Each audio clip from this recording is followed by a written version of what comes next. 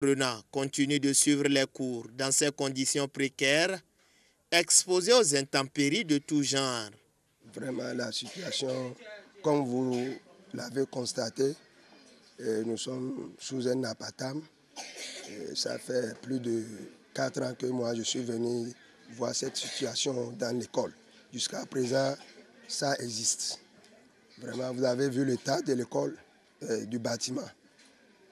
Chaque année, à la rentrée, il faut qu'on sollicite les parents d'élèves pour mettre un peu de renfort à notre hangar. Avec l'effet du vent, de l'eau, tout ça, là, vraiment, nous sommes dans des difficultés. Ah, le soleil, si vous avez même vu mon tableau d'affichage et les tableaux. Quand la pluie commence, le vent, le soleil, là, tout, c'est pas... Même si on voit la pluie s'annoncer là, on range tout le monde se cherche, disons, tout le monde se cherche. Maître comme élève, c'est un appartement qui n'est même pas solide. Vraiment, ici, là, c'est vraiment compliqué. On souffre tellement. Tant de fraîcheur, tant de saison pluvieux, on a de mal à suivre les cours. Les élèves ne viennent pas à l'école, il n'y a pas de place. Quand il y a la pluie, on laisse notre classe pour aller dans une autre classe parce qu'on ne veut pas que la pluie nous frappe. À l'état physique de ce cadre inapproprié à l'apprentissage, s'ajoute le manque de meubles et de matériel didactique. Et dans ces salles de classe déjà vétustes, on enregistre des effectifs pléthoriques. Vraiment, vous voyez, nous sommes assis, les tables sont insuffisantes. Par table, on est 5. C'est pas du tout bien. Bon, nous avons les enfants qui sont à 3, à 4. J'ai un effectif de 101. Bien, ils ne sont pas dans de bonnes conditions. Donc, dans ces conditions, les enfants n'arrivent pas à écrire correctement. Bon, c'est aussi les difficultés que nous avons. Et tout cela, c'est un manque de mobilier, table et banc. Construire un module de 3 salles de classe pour désengorger et créer les bonnes conditions de travail aux enfants, c'est le vœu le plus cher de ces enseignants qui en appellent à l'aide de l'État central. Moi, comme on parle maintenant de la décentralisation, j'ai fait un appel au maire d'abord. Je commence par le maire de la commune et de penser à nos frères, à leurs enfants, de les mettre dans de bonnes conditions, car eux-mêmes, ils étaient dans de bonnes conditions pour être là aujourd'hui. Donc, de ne pas laisser nos frères, nos sœurs, là, de penser à nous. Et nous lançons aussi un CSOS à l'État, le père de la nation, et de faire un recours à Yamsaga pour voir ce que nous vivons. Cette situation de précarité dans laquelle végète ce lieu d'apprentissage n'est pas méconnue de l'autorité communale, selon les propos du directeur de cette école. Quelques jours après sa prise de service, l'actuel maire de Djougou a effectué une descente sur les lieux pour toucher du doigt les réelles difficultés de cet établissement. Cette unité. Dans le même registre, le collège d'enseignement général 1 de Djougou est confronté à un manque d'infrastructures adéquates pouvant accueillir les élèves. Les bâtiments érigés dans les années 60 prennent de l'âge et portent déjà les rides qui inquiètent. En plus de la vétusté des salles de classe, les tables bancs font aussi défaut. Une situation qui ralentit le bon déroulement des activités pédagogiques. On retrouve Alassane Harouna et Abdou Sabi Idrissou. La qualité des infrastructures dont dispose le collège d'enseignement général 1 de Djougou offre un spectacle désolant. Ici, la plupart des bâtiments construits il y a plusieurs décennies se retrouvent avec des toitures délabrées. Une situation préoccupante pour les élèves et leurs enseignants. Comme vous le constatez, la salle est trouée, le toit, il y a trop de trous et à chaque fois qu'il pleut, la classe est inondée. Nous n'arrivons pas à faire les cours. Même quand on est au cours et qu'il commence à pleuvoir, on ne pourra pas continuer les cours. Le manque de table-banc vient rallonger la liste des difficultés qui entravent le déroulement normal des activités pédagogiques et scolaires. À notre descente sur le terrain, une affaire de table-banc qui oppose deux élèves. L'un d'entre eux se confie. il n'y a pas de table dans notre salle. Et maintenant, celui qui vient, si c'est la 5e 4 qui vient premièrement, c'est lui qui utilise. Ou bien si c'est 5e 5 qui vient premièrement, c'est lui qui utilise. Et maintenant, il vient faire avec la force pour prendre les tables. Et on a dit qu'il ne veut pas prendre ça. C'est ça qui a laissé qu'on entend de se battre. Figurez-vous, on n'a pas encore démarré, puisque après la cérémonie des couleurs, on devait démarrer à 8 h. Et à mon arrivée, il n'y avait pas de table banc en 5e M4. Et ce n'est pas la première fois. Tous les jours, pratiquement, c'est le même scénario. Et on est obligé d'attendre le menuisier que l'établissement ou les responsables administratifs ont appelé d'urgence pour qu'ils viennent prendre les tables récupérables, qu'ils les arrangent et les élèves attendent qu'ils finissent. Parce que chaque jour, c'est le même scénario avant qu'on vienne en classe. Malgré ça, vous allez voir qu'ils sont à 3, à 4, et certains, malgré qu'on ait donc entassé ces apprenants sur les tables bancs à 3, à 4, certains sont encore debout, ils n'ont pas de table banc. Et je ne sais pas comment est-ce qu'ils vont s'arranger pour prendre note. Donc on a pratiquement perdu 1 heure pour problème de table banc parce qu'on a fait le tour de l'établissement pour voir s'il y a d'autres salles vides où il y a le table banc, mais négatif. Autre difficulté dans ce collège d'enseignement général est relative à la polyvalence des salles de classe sans cloison. Je crois que la qualité des bâtiments aussi pose problème. Précisément la salle où nous sommes, elle est appelée salle polyvalente. Mais vous allez constater que juste à côté, il y a une classe de 5e M5 où on se voit et il n'y a pas de séparation. Donc ça fait que de l'autre côté, si l'enseignant peut-être sort ou bien l'enseignant n'est pas encore là, ou il y a autre problème où on n'arrive pas à les canaliser, de l'autre côté, ça nous dérange. Du côté de l'administration, l'on est bien conscient de cette situation.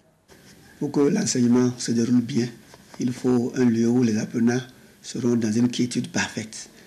Ici à Djougou, surtout au 16e particulièrement, on a noté que les cadres de classe ont vraiment passé le temps. C'est qu'on connaît vraiment un vieillissement très prononcé, un délabrement très prononcé, que ce soit du point de vue toit, que ce soit même du point de vue murs, fenêtres et autres. Et surtout, ces classes sont caractérisées par le manque criard de table bas, qui est quand même l'élément indispensable pour le déroulement des apprentissages. La réhabilitation attend des salles de classe, une préoccupation du premier responsable de ce collège qui invite les bonnes volontés en ces termes. En appelant aux bonnes volontés et surtout à l'État béninois. Parce que je crois que la condition a décrété l'éducation gratuite et l'appartenance à l'État d'en assurer les moyens. Donc c'est pourquoi notre premier appel va aller à l'endroit des pouvoirs étatiques et ensuite à l'endroit également des bonnes volontés qui, par le passé, se sont montrés assez philanthropes pour aider notre collège à pouvoir se pouvoir en table banc et aux autres matériels. Même le toit de certaines de nos classes ne sont pas habitables pendant la saison de plus, il faut balayer d'abord l'eau. Donc tout ça là, nous souhaiterons que les bonnes volontés puissent nous aider à réhabiliter ce collège-là afin que les acteurs se développent convenablement à l'image des autres collèges que nous connaissons en République du Bénin.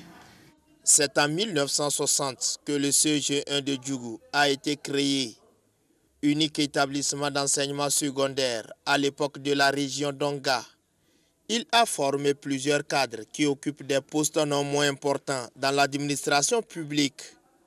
Aujourd'hui, dans un état de délabrement, ce collège attend un regard bienveillant de l'élite de la Donga.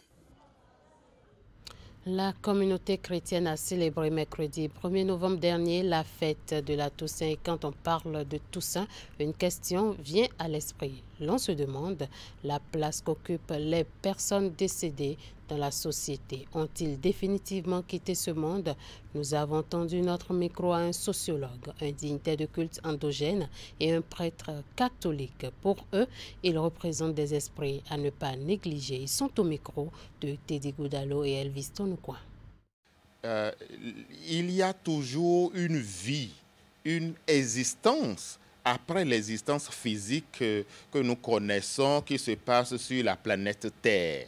On a organisé nos vies, on a organisé la cosmogonie, on a organisé la compréhension de l'existence de telle en sorte que ça ne finit pas à notre présence terrestre.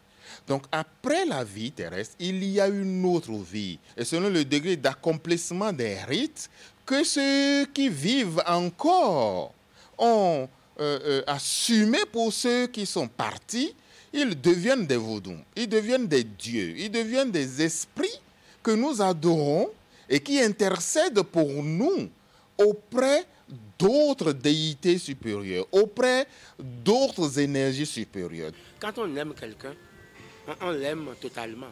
On ne peut pas aimer quelqu'un de son vivant et à sa mort. C'est comme l'autre qui chantait, dit, mais l'amour s'arrête au tombeau. Non, l'amour ne s'arrête pas au tombeau. L'amour s'arrête jamais.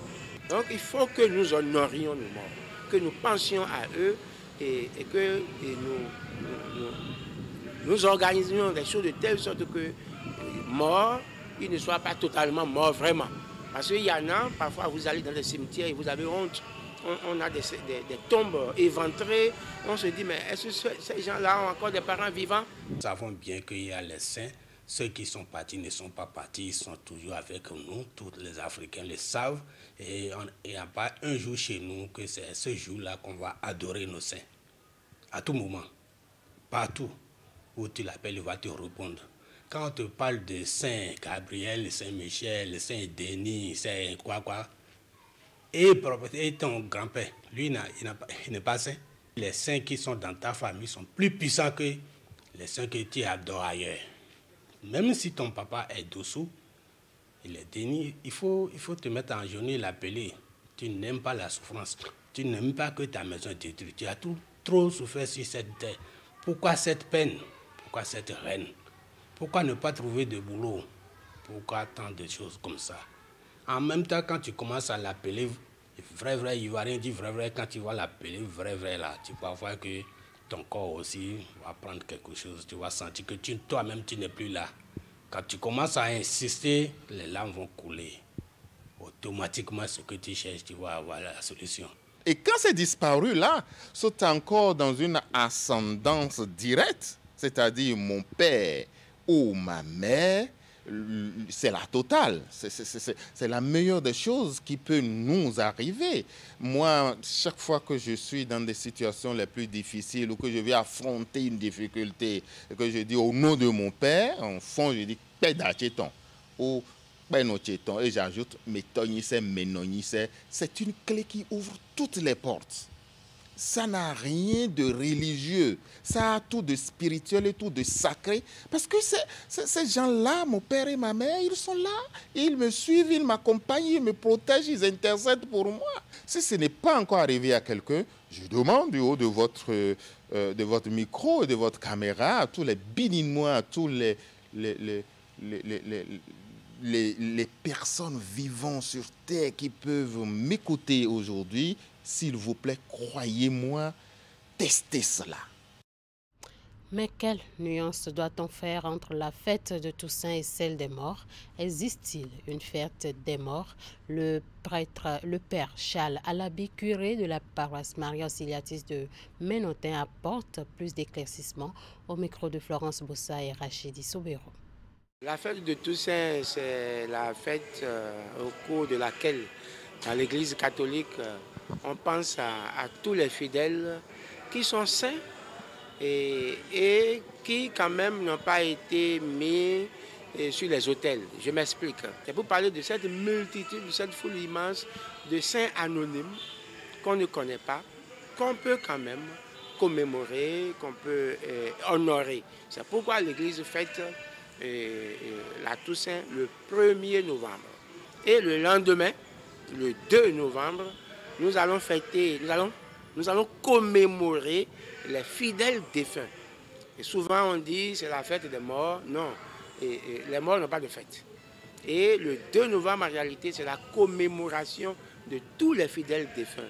C'est-à-dire, on pense à eux tous, on prie pour eux, parce qu'on sait que certains sont morts, peut-être encore dans le péché, et notre prière se fera insistante pour eux le 2 novembre. Mais par extrapolation, on en profite pour prier pour tous les défunts. C'est pourquoi la tradition est arrivée dans le monde entier que les gens se rendent dans les cimetières pour pour prier, pour repenser à ce qu'ils ont vécu avec leurs parents défunts. Je l'annonçais en titre, difficile de circuler sur l'axe Carrefour-Sika-Toyota-Calavi aux heures de pointe et pour cause. Ce tronçon est le théâtre d'un bouchon aussi dense que régulier. L'une de nos équipes s'est intéressée à cette situation qui prévaut depuis plusieurs années déjà. Voici le constat de Hugues Vigngbé présenté par Candide Ouinto. Carrefour-Sika-Toyota. Il est 19h42 à Cotonou.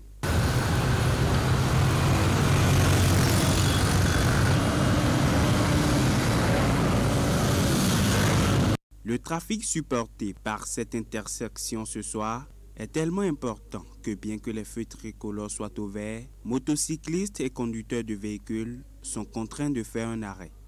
En plus de la prudence recommandée sur toutes les routes, ici, il faut faire preuve d'une grande patience. Au carrefour Béné-Maché à Ménontin, non loin de l'échangeur de Godomain, la situation est identique. Tout le trafic se concentre sur la chaussée, la piste cyclable étant fermée.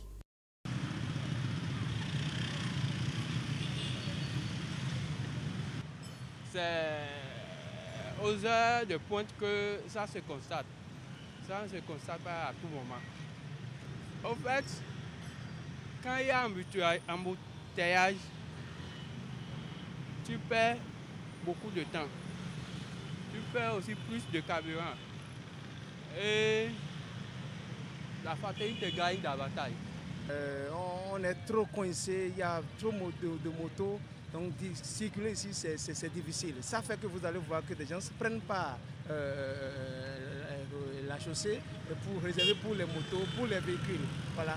Moi, personnellement, que quand le fait d'aller plus rapidement comme avant, maintenant, on ne peut pas aller, mais c'est difficile pour aller. Aller maintenant, il faut aller mollo, pas trop de bruit, pas trop de conduire comme l'avant, on va tout doucement maintenant. Cet embouteillage monstrueux s'observe sur tout le tronçon Carrefour-Sika-Toyota-Calavi, notamment en fin de journée à partir de 18h30. Pour certains, c'est la conséquence des divers travaux d'aménagement routier en cours.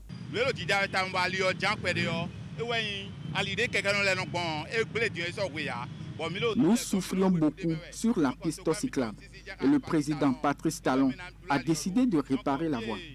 De l'autre côté aussi, à Kendonou, la route est en train d'être aménagée. C'est tout ça qui crée le problème auquel on assiste sur ce tronçon.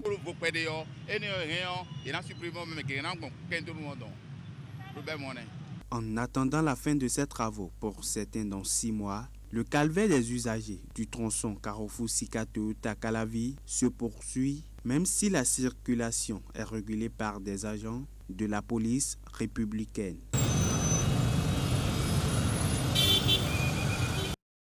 Un tour dans la cité historique et touristique de Ouidah qui comporte beaucoup d'autres secteurs pas très connus du grand public. Il existe dans cette ville plusieurs tables de belote où jeunes et vieux se retrouvent souvent dans l'après-midi pour jouer, une distraction qui crée des moments de communion intergénérationnelle dans la cité de Kpassé. Canal 3 Bénin a déniché pour vous la plus vieille table de belote de Ouidah. C'est la toute première officiellement installée et qui, jusqu'à ce jour, continue d'être animée au quartier Abata. Allons donc à la découverte de la première table de belote de Ouidah. Voici la plus vieille table de belote de la ville de Ouidah. Un jeu de cartes qui réunit autour de la même table toutes les générations. Entre eux, c'est une sorte d'amicale bien réglementée avec un bureau élu, dirigé par un président. C'est le club le plus vieux de Ouidah, le club de belote le plus vieux de Ouidah. Il est constitué de toutes sortes de personnes, aussi bien les vieux, les jeunes, en tout cas, toute une clientèle de personnes. Vous verrez des retraités, des agents de l'État retraités, vous verrez des ouvriers qui, à leur temps perdu, viennent se distraire ici. Vous verrez des élèves, mais nous n'acceptons les élèves que pendant les vacances. Voilà. Donc, c'est le club le plus vieux et il est reconnu comme tel dans tout Ouidah. Pour ces hommes, se retrouver chaque soir autour de la table de belote dénote avant tout d'une passion qui remonte à plus de 40 ans chez certains. C'est la toute première table de belote officiellement installée dans la ville de Ouidah. Aujourd'hui, ils sont à la fois des aînés, des amis et des guides pour la jeune génération. Moi, personnellement, j'ai commencé depuis 1982. Je suis sur cette table-là depuis 1982. Je n'étais pas le président. Nous avons malheureusement perdu notre président il y a 4 ans environ. J'étais son censeur. Les gens ont trouvé quand même que je peux jouer le rôle de président. Et c'est pour ça qu'ils m'ont élu. S'il y a des compétitions de quelque ordre que ce soit, ce club est toujours invité. Et par moment, lorsque nous voyons que c'est des clubs de trop jeunes, nous nous mettons à l'écart, nous participons en donneur de conseils, en superviseur, en soi. Autour de la table, les plaisanteries et les taquineries sont admises pour maintenir la convivialité. Mais le censeur veille au respect mutuel pour que les railleries ne virent pas sur des disputes. Autour de la table, les rôles sont bien partagés et connus de tous.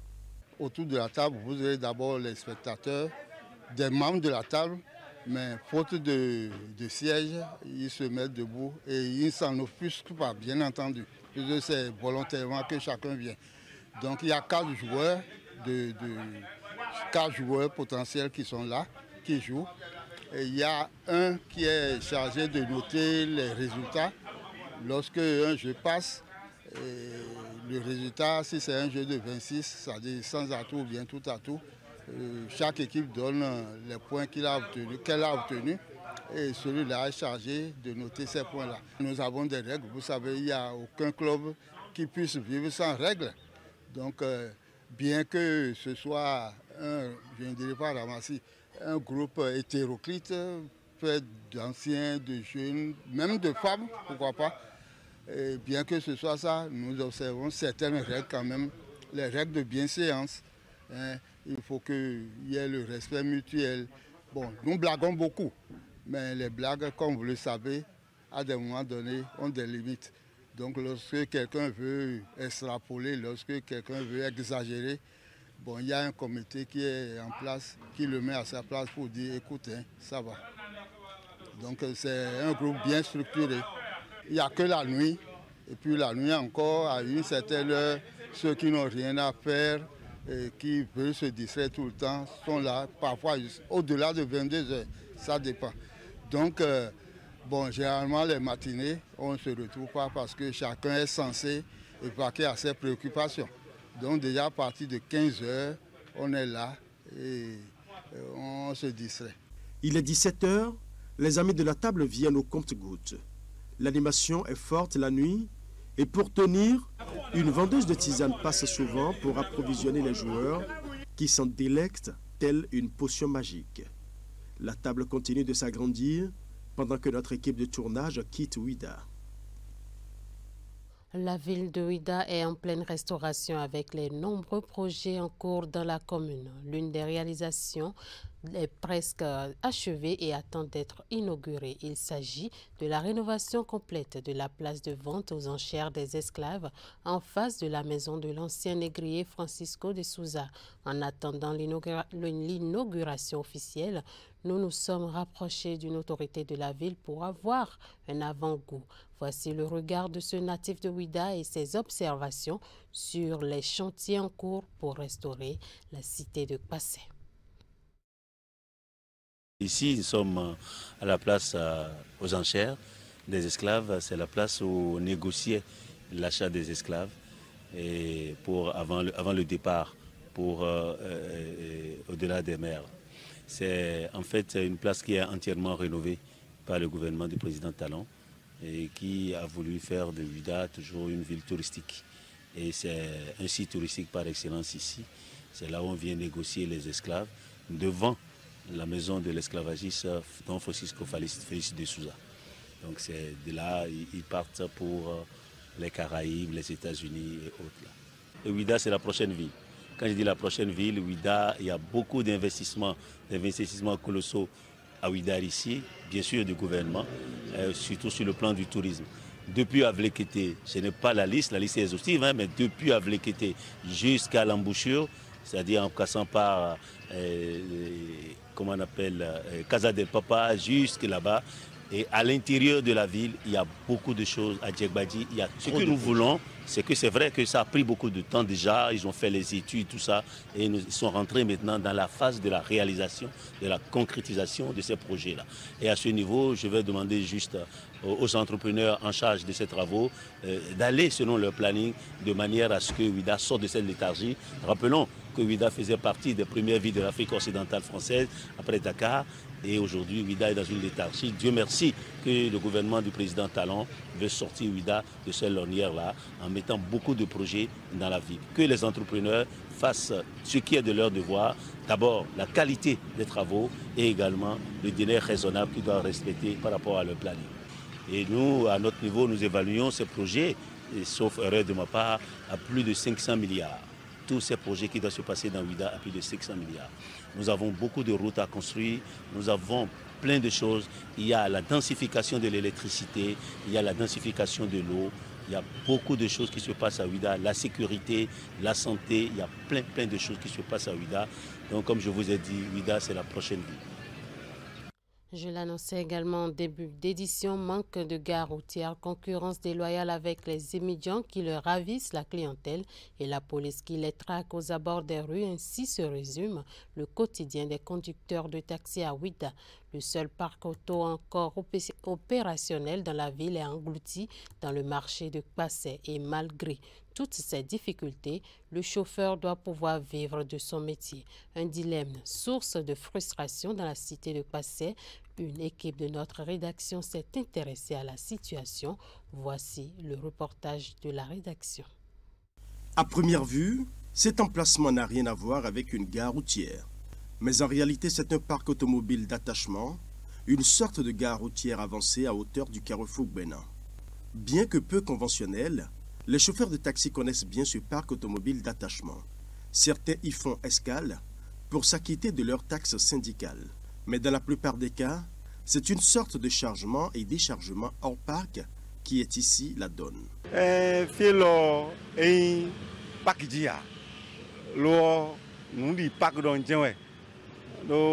parc central Jonkewe. Bon, et quand on va Jonkeoti, on va recevoir nous sommes dans Temedo Vasiroton. Puis le carrefour d'Aroué. Bon, client gossi à des siamions. Bon, client Jerofi. Donc, et à Rosuna Mitemina, non, fille à l'eau, Tito Merioton, Naï, 2 semaines modi. Ouais, il est sous Ziafo et tombe au Amigon, au pavé de l'eau. 200 mètres, mon dos fille. Bon, il y a des pavés en attendant, il n'y a pas de dessous quoi. Un peu plus loin, la gare routière conventionnelle.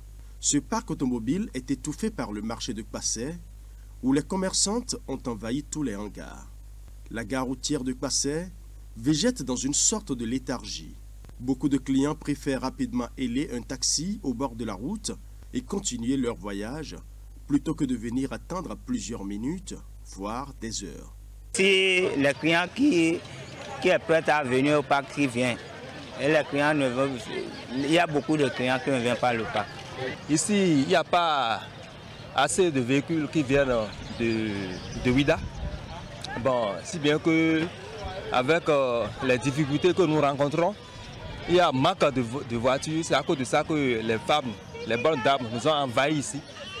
Et ils se sont installés par manque, parce que les voitures ne viennent pas suffisamment ici. Comme il n'y a plus au parc, les véhicules s'en vont et ils prennent les passagers au bord de la voie comme ils veulent. Les véritables mises en cause dans cette inactivité de la gare routière de Kpassé sont surtout les conducteurs de taxi-moto communément appelés émigrants. Ils se positionnent aux abords des rues et sur les carrefours importants pour proposer leurs services aux passagers souvent pressés. Avec une différence de 100 francs ou 200 francs CFA, ils s'imposent sur le marché et dépouillent les chauffeurs de taxi de leurs potentiels clients. Il y a beaucoup de clients parce qu'il y a les séments, qui vient de Cotonou, qui prend les clients et on ne trouve pas les clients maintenant. Les gens qui partent dessous les nous bois, ils vont opérer, ils vont bon. C'est bien là, nous comptons on va chez nous. Quand tu as couru, oui go. Police si tu as opéré, et non demain. Mais en cas de modalité, et demain. Clients les voient, c'est bien là, c'est vous allez nous compasser et ils pas qu'à son. Bon, t'as parlé, mais tu as un demi t'as parlé. Mais les autres, vraiment ils pas qu'à autour. Les micros de vous mon collègue nous montre le point nous. Donc, maman te me confier. Le moment où on est obligé de serrer nos clients les pider nos filets. Johnny non, écran c'est pas même bon pas d'accord dans marché. On et association et policiers dans les syndicats. La ville de Ouidah dispose-t-elle réellement d'une gare routière digne du nom? La question se pose aujourd'hui avec acuité, puisque la gare routière de Kpassé continue de se vider au profit des émigrants et des autres voitures qui chargent les clients aux abords des voies. Et pendant ce temps, la plus ancienne gare routière, celle de Djonké, dont la célébrité a traversé les âges, est aujourd'hui rasée pour un projet plus ambitieux en lien avec le tourisme. Un nouveau site est offert à Bassero pour abriter la nouvelle gare routière avec toutes ses commodités. Mais il va falloir attendre encore longtemps avant de voir ce projet prendre véritablement corps. C'était un reportage de Ulrich Gaba et Elvis Tonoucoin. Sur ce, nous bouclons cette édition. Merci à vous de nous avoir suivis et bon week-end à vous.